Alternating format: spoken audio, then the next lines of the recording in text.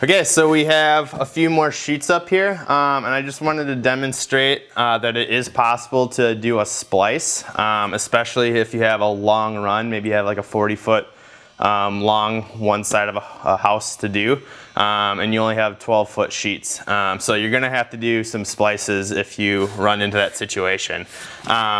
So what we've done here, we've flashed this very similar to the way we did our trim piece down here. You can use pretty much any type of flexible flashing. If you have some tin, that would work as well. Ice and water and felt usually are the cheapest because a lot of times you have some left over from your roof, and it works out really well. So what we've done is we've placed it behind the seam of our piece of siding here, and then again we've overlapped it onto our piece below. So it's hidden, you're not going to see it when we install our next piece here, but it is overlapping onto the side piece here. That way if any water is to get into this joint, it won't go through the tar paper, but it'll slide down onto the previous piece of siding here.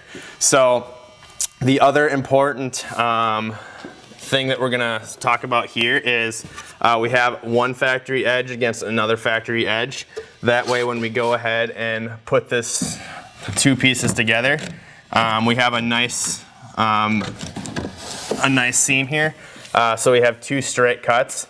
It's not always the easiest to try to get a straight cut with the circular saw. So if you just go ahead and use the two factory edges, it turns out real nice.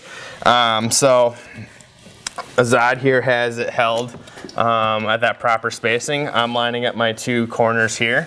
And I'm gonna go ahead and come back to this stud before the seam here to get the first nail in so it doesn't break out. Let me go ahead and get this one. And then we go ahead and pre-drill our two end pieces here. So another important note to make here is when we are nailing any seams, we want to make sure that we get a nail right over that stud. One, it's gonna be a lot sturdier, but two, this nail needs to hit solid surface in order to keep this seam tight. If we were just going into sheathing here,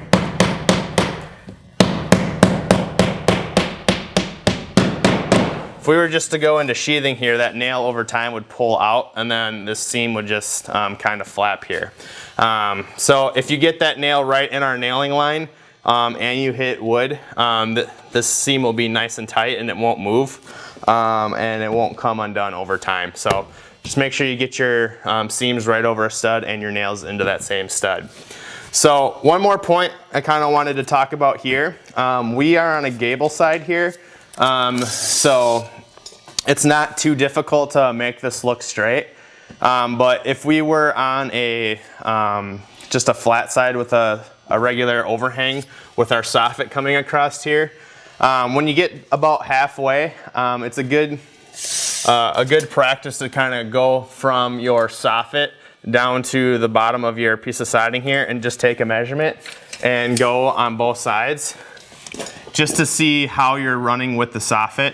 The trick with siding, it doesn't have to be perfectly level all the time. Your eye will pick up if your siding is level but your house isn't. So what you want to try to do is match the siding as much as possible to the pitch, or if your house is level, that's great, but if it's not perfectly level, you want to try to match it with the pitch of your soffit. To just make it look like it's level. So the way you can do that is to take a measurement when you're about halfway up, and let's just say you're running about a 1/4 inch off. So you have maybe 60 inches here, but you have 59 3/4 there.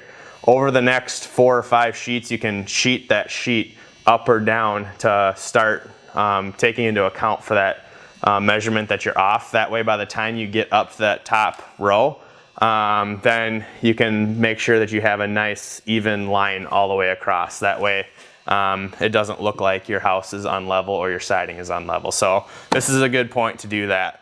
But we're on a gable end here, so we're gonna go ahead and keep working our way up until we get to the gable itself, and then we'll show you how to cut those pieces. So we're gonna go ahead and get these pieces installed.